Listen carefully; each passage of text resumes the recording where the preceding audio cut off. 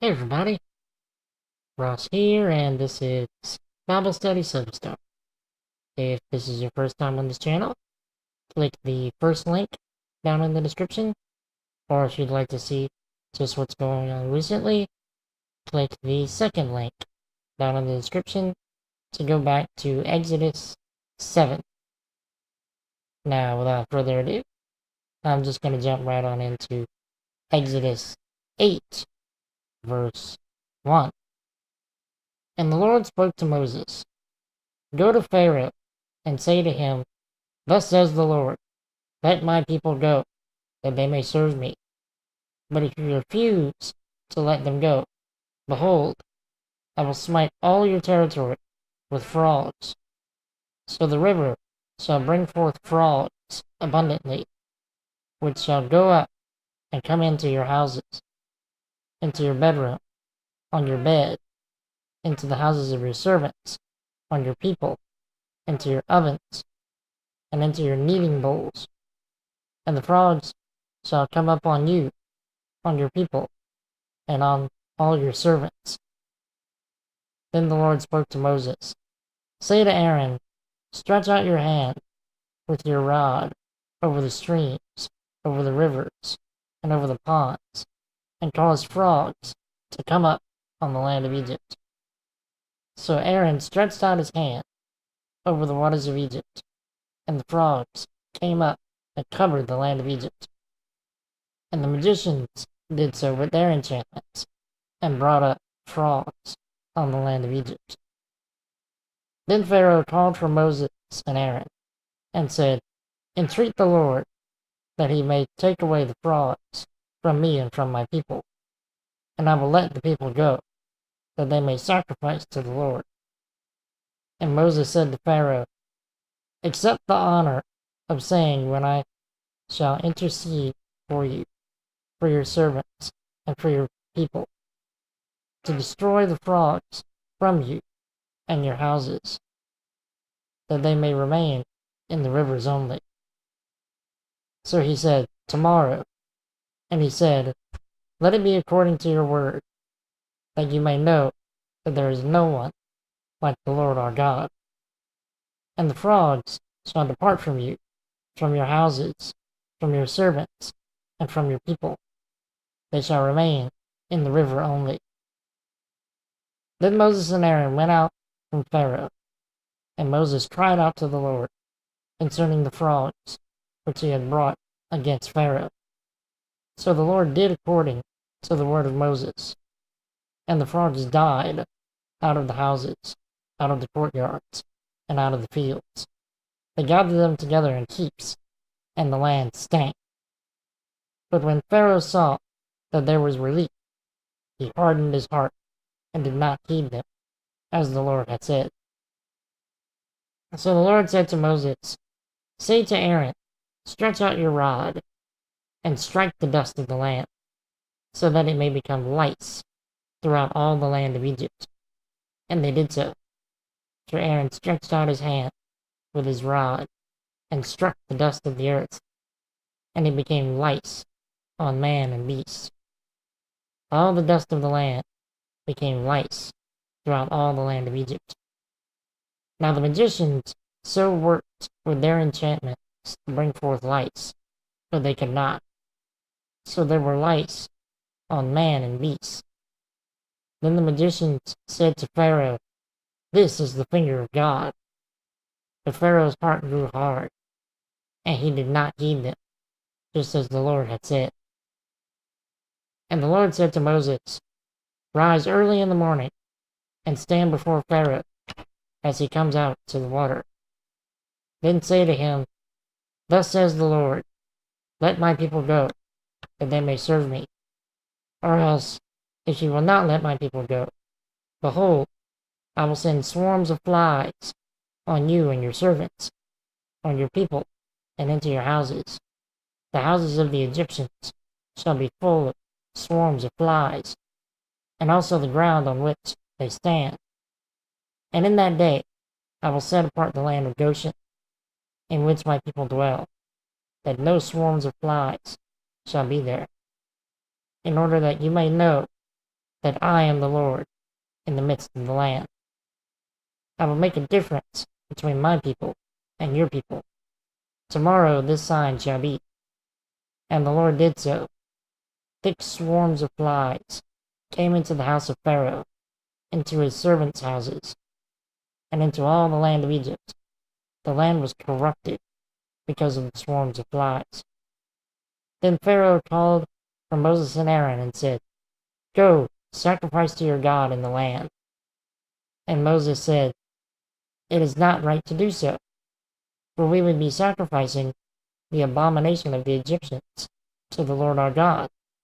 If we sacrifice the abomination of the Egyptians before their eyes, then will they not stone us? We will go 3 days' journey into the wilderness and sacrifice to the Lord our God, as he will command us. So Pharaoh said, I will let you go, that you may sacrifice to the Lord your God in the wilderness. Only you shall not go very far away. Intercede for me. Then Moses said, Indeed, I am going out from you, and I will entreat the Lord that the swarms of flies may depart tomorrow from Pharaoh, from his servants, and from his people. But let Pharaoh not deal deceitfully any more in not letting the people go to sacrifice to the Lord. So Moses went out from Pharaoh and entreated the Lord, and the Lord did according to the word of Moses. He removed the swarms of flies from Pharaoh, from his servants, and from his people. Not one remained. But Pharaoh hardened his heart at this time also. Neither would he let the people go. Alright, this chapter deals with the next 3 plagues God sends on Egypt. Now, because I can't really expound on this chapter beyond what's obvious, I'll be mentioning my study aids in this video more than usual, so I'll leave the links to those resources down in the description. Alright, now, the plague of frogs must have looked like a double whammy to the Egyptians. First, the Nile was turned to blood, which was an attack on one of their primary gods. Then countless frogs, another of their gods, poured out from the same river. I mean, God is really showing his dominance over their gods here. So, according to BibleStudyTools.com, the frog's head was the symbol of Ptah. Wikipedia shows Ptah to be the ancient Egyptian god of creation, the arts, and fertility. According to the MacArthur Bible commentary, quote, that Egyptians favored frogs was seen in the wearing of amulets in the shape of a frog, and in the prohibition of intentionally killing frogs, who were considered sacred animals. The croaking of frogs from the river and pools of water signaled to farmers that the gods who controlled the Nile's flooding and receding had once again made the land fertile. The god Hapi was venerated on this occasion because he had caused the alluvial deposits to come downstream. Further, the frog was the representation or the image of the goddess Hekt, the wife of the god Pum, and the symbol of resurrection and fertility. End quote. Now, seeing how much trouble he had with the blood plague, Pharaoh decides to bargain with Moses and Aaron this time. He claims that he'll let Israel go to sacrifice to God if the plague ends. When it does end, Pharaoh, of course, backs out of the arrangement, just like God had said. Now, in all honesty, how many times have we done this? Something like this as Christians? I mean, we get in a bind and we promise God all kinds of things to get us out of it, and then when he does, we back out of the arrangement. I mean, I'm afraid that happens way too often. Now, on a more random note, I find it funny that the sorcerers and magicians can recreate the plagues up to this point, but they can't reverse them. So by showing that they can recreate the plagues, they're only making things worse. Now, can you imagine how bad the plague of lice is? According to the MacArthur Bible Commentary, quote, the Hebrew term for lice is preferably taken to designate tiny, stinging gnats barely visible to the naked eye, end quote.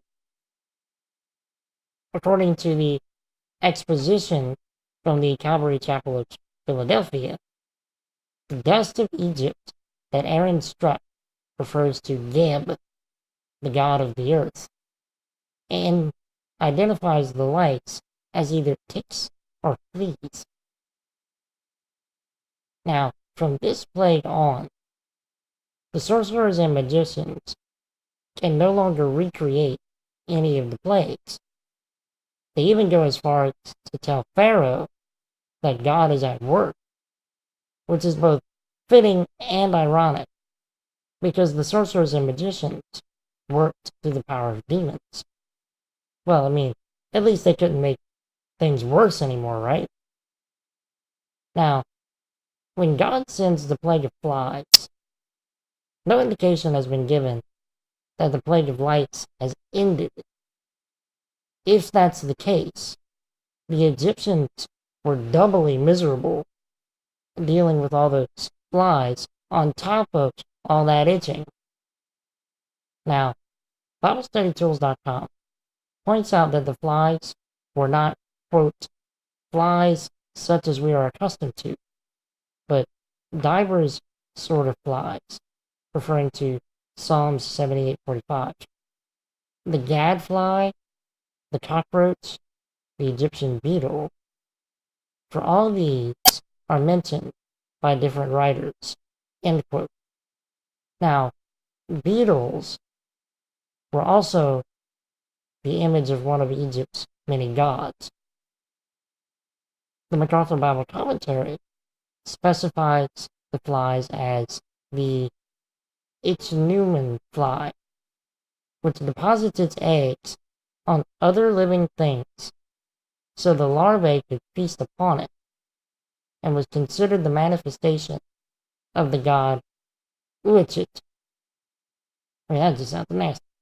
Anyway, God also makes sure to point out that the land of Goshen, where Israel is, will be separated from the plague of flies. Now, even though it's mentioned in the fourth plague, it's reasonable to assume that Israel was also protected from the first three plagues. But keep in mind, that's purely speculation on my part, so take that last comment with a grain of salt. But anyway, verse 24 says that the flies were so thick that they corrupted the land. Now, without pesticides like we have today, the flies must have destroyed a huge amount of Egypt's crops. When Pharaoh tried bargaining this time, he actually gives stricter terms than the first time. I mean, come on, man. You're dealing with God here. You're not in the position to set any kind of terms. There again, though, we often do this as Christians today. Moses, of course, rejects Pharaoh's terms, and Pharaoh is forced to go along with something more agreeable. Even still, he has to end his agreement with a comment like, just don't go too far. And finally, to no one's surprise, Pharaoh backs out of the deal again when the flies are gone. And that's all I have for today. Thanks for watching. If you have any comments, feedback, or suggestions, or questions, leave them down below. in the comments. And may God make you as Ephraim and Manasseh, to be fruitful where you are, and to forget the pain of your past. Thanks again for watching, and I will see you all soon in Exodus 9.